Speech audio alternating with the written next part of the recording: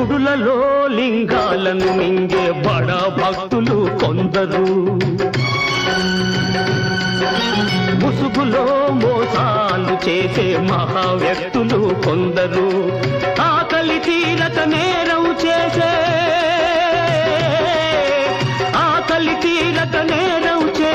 అభాగ్య జీవులు కొందరు. మనలో నేరం చేయని వాడు ఎవడో చెప్పండి, ఏ దోషం లేని వాడు ఎవడో చూపండి. మంచిని సమాధి చేస్తారా? ఇది మనుషులు చేసే పనియేనా?